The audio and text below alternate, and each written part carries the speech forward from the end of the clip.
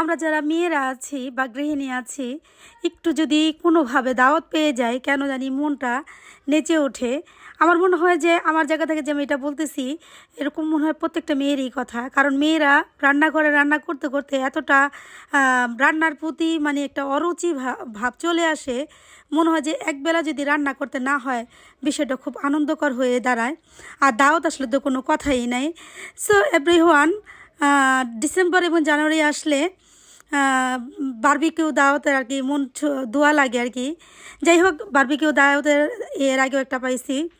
তো সেদিন তো এরকমভাবে করা হয় না, ভিডিও করা হয় না, যদিও ক্লিপ ছোটো করে একটু নিয়ে রাখছি, ব্লগ বানানো হয় নাই। তো আজকে নিয়েই আছে একটু ব্লগটা বানাবো ছোটোখাটোভাবে।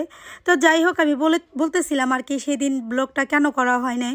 বাচ্চার বাবার কথা বলতেছিলাম যে একটু আমার সাথে মন খারাপ করছে, এই জন্য আমার বাচ্চার বাবা যদি আমার সাথে মন খারাপ করে তখন আমার দেখা যায় ব্লগ বানাইতে ইচ্ছা করে না, মনটা একদম মানে খারাপ হয়ে থাকে, যার কারণে ওর বাবার উপর রাগ করে আমি ব্লগটা বানাই নাই।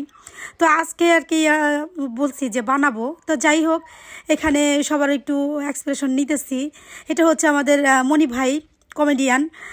উনি আসলে কমেডিতে সেরা, যখনই দেখা হয় মানে কমেডিতে কথা বলে। এখানে হচ্ছে রোস্তম ভাই, এখানে আমার কালাচান, এইখানে হচ্ছে আমাদের জাতীয় দুলা ভাই, আরও অনেকেই ছিল। আসলে মেয়েদের ওরকমভাবে প্রেজেন্ট করা হয় নাই, কারণ মেয়েদের বিভিন্ন ধরনের সমস্যা থাকে ভিডিওতে আসলে। তো আপনারা বলতে পারেন যে এ তো আমার কালাচানের নাস্তা ছিল। তো যাই হোক, এখানে একটু আমি বারবিকিউ চিকেনটা একটু ব্রাশ করতেছিলাম। বারবিকিউ দাওয়াতে আসছি, যদি একটু বারবিকিউ ছোঁয়া শরীরে না লাগাই তাহলে কি আর হয় আসলে।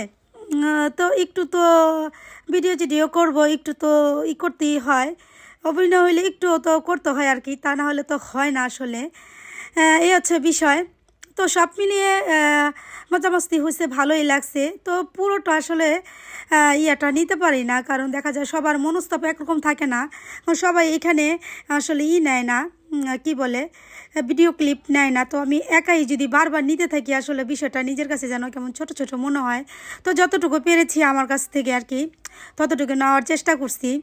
তবে সেদিন বেশি মজা হয়েছিল আজকের থেকে। তো সেদিনের ব্লগটা যদি আমি বানাইতে পারতাম, আসলে পরে আমি মিস করছি আসলে, যে না বানায় ভুল হয়েছে, একটু নিলে ভালোই হইতো।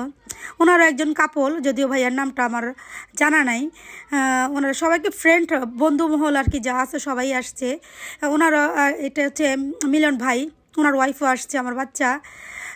এটা হচ্ছে সুমন ভাইয়ের প্রত্যেকটা ওয়াইফ এখানে আছে আর কি, এক এক করে আসলে ওরকমভাবে কি আর বলবো। এখানে হচ্ছে মনি ভাই, বলছিলাম কমেডিয়ান, মনি ভাইয়ের ওয়াইফ তার বোন জামাইয়ের ছবি তুলে দিচ্ছিল। এখানে আমাদের বারবিকিউ খাবারের আগে কিছু নাস্তার আয়োজন করা হয়েছিল, সেটাই আমরা খেয়ে ধুলিসাৎ করছি।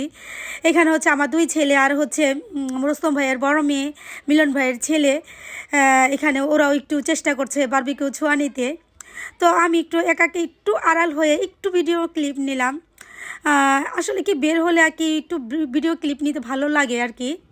এই হচ্ছে রোস্তম ভাইয়ের আজকে জন্মদিন ছিল, সরি, রোস্তম ভাইয়ের জন্মদিন ছিল 25শে ডিসেম্বর, আর আমরা 26শে ডিসেম্বর এখানে একত্রিত হয়েছি।